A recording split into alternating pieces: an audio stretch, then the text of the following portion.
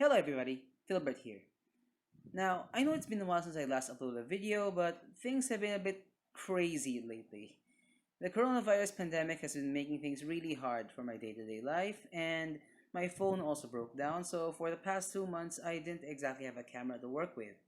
And in relation to the pandemic, it's been screwing up production of IT products, so I've been having a really hard time getting new products to review. So I'm hoping that I'll be able to get some new products soon. Anyway, after 2 months, my phone's finally fixed, so I have a camera to work with again. And today, I've got something real special for all of you. Over here, I've got the Lenovo IdeaPad Gaming 3 with AMD Ryzen, and we'll see how it compares to my Lenovo Legion 5 with the same processor.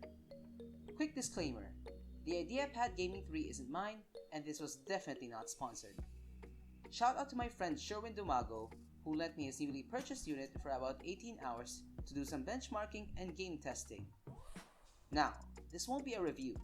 There are lots of other videos out there focusing on that. Instead, this is gonna be a side-by-side comparison because I noticed that there's barely anything comparing these two Ryzen models. So I think this is the closest we can get to an apples-to-apples comparison of two gaming laptops made by the same company with similar specs in different product categories. So for those of you who are unfamiliar, the IdeaPad Gaming 3 is Lenovo's entry-level gaming laptop and comes in both Intel and AMD flavors. The purpose of these is to deliver similar specs as their mainstream and flagship gaming devices at lower price points, in which case is the Legion. Other such devices are the Acer Nitro compared to their Predator and Asus TUF Gaming compared to their ROG. Okay, so quick overview of the ports. On the left, both units have an air exhaust vent, one USB 3.2 Type A with a Novo button for the Legion. Nothing on the front. On the right, the IdeaPad's got a power port, LED indicator, Ethernet, HDMI, USB 3.2 Type A, USB-C Gen 1 with no DisplayPort and no Thunderbolt, audio jack, and the Novo button. On the Legion, another USB-A with always-on charging, audio jack, and another exhaust fan. On the back, we only got branding for the IdeaPad Gaming, while on the Legion, we got a USB-C with DisplayPort but no Thunderbolt, two USB 3.2 Type A's, HDMI, power port, and security slot, as well as two more exhaust vents. For those curious, the IdeaPad Gaming 3 has two exhaust vents, one on the left as seen earlier, and one hidden right beside the hinge below the display. In comparison, the Legion's got four exhaust vents, two on both sides and two at the back. The bottom of the laptops are similar. On the IdeaPad, we got two intake vents and two side-mounted speakers. Same on the Legion, two vents and two speakers, and I really gotta clean that up. The IdeaPad Gaming comes with a 135 watt power brick, while the Legion comes with 170 watts. Although smaller, the IdeaPad's charger is actually much thicker than the Legion's. In the Philippines, both laptops come with a free gaming mouse inside the box. We got a M300 RGB gaming mouse with the Legion, complete with packaging, while the IdeaPad has a M100 mouse sealed in bubble wrap. Okay, so onto the specs. Both units come with an AMD Ryzen 5 4600H, 8 gigs of DDR4 3200 MHz memory, and a 15-inch Full HD IPS anti-glare display with 120Hz refresh. The panels have around 250 nits of brightness and 45% NTSC color accuracy. The laptops have Windows 10 Home 64-bit pre-installed and have 3 years premium care international warranty with on-site service. That's where the similarities end. My Legion 5 gaming laptop came with a newer NVIDIA GTX 1650 GPU with GDDR6 memory and a super fast 512GB Samsung NVMe SSD. It also had the M300 mouse I showed earlier and the Legion Recon backpack. The IdeaPad Gaming 3 here has a slightly better 1650 GPU, but unfortunately only comes with a 1TB mechanical hard drive. It also has the M100 gaming mouse I showed earlier and an IdeaPad gaming backpack. At the time of filming, The official SRP for the Legion is 52,995 Philippine pesos or 1,097 US dollars after tax, while the IdeaPad Gaming 3's SRP is 46,995 pesos or 973 US dollars also after tax. Thankfully, the owner already upgraded this unit in the store with a second 8GB RAM stick for a total of 16 gigs memory and a 250GB WD Blue NVMe SSD.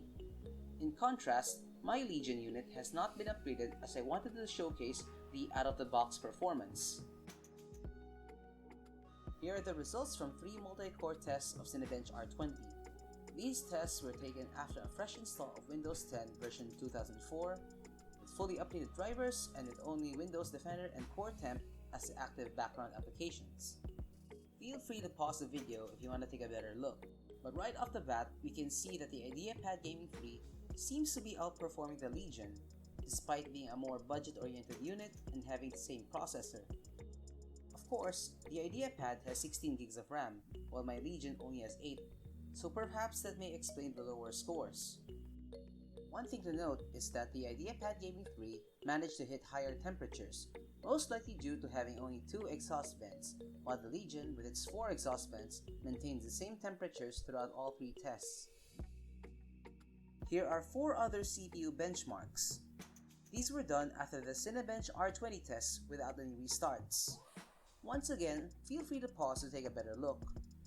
Much like the Cinebench R20 results, the IdeaPad Gaming seems to score higher than the Legion, except during the SysSoftware Sandra Lite test. Speaking of which, while running Sandra Lite, I found something interesting. According to the utility, the Ryzen 5 4600H inside the IdeaPad Gaming 3 has a rated voltage of 1.21 volts and a min-max and turbo voltage of 0.91 to 1.22 and 1.21 volts. Meanwhile, the one inside the Legion only had a rated voltage of 1.18 while having a min-max and turbo voltage of 0.91, 1.22, and 1.18. I'm no expert on this, but this is telling me that the processor on the IdeaPad Gaming is drawing more power from the motherboard than the one in the Legion. This may explain why it performs slightly better at the cost of more heat. Of course, not all processors are equal, not even ones of the same model. This could just boil down to luck of the draw on the CPU lottery. Alright, so onto the GPU. As mentioned earlier, my Legion 5 has a newer variant GTX 1650 with 4GB GDDR6 memory, while the IdeaPad Gaming 3 has a stronger GTX 1650 Ti, also with GDDR6. I was only able to run Heaven benchmark for my GPU test. Once again, feel free to pause the video to take a better look. I ran the benchmark for about 3 minutes, one run at Ultra and another at High. Since the IdeaPad has a better GPU, it's no surprise why it has the better results. However, the differences are so small that I feel that the GTX 1650 Ti doesn't have much advantage over the newer version of the GTX 1650.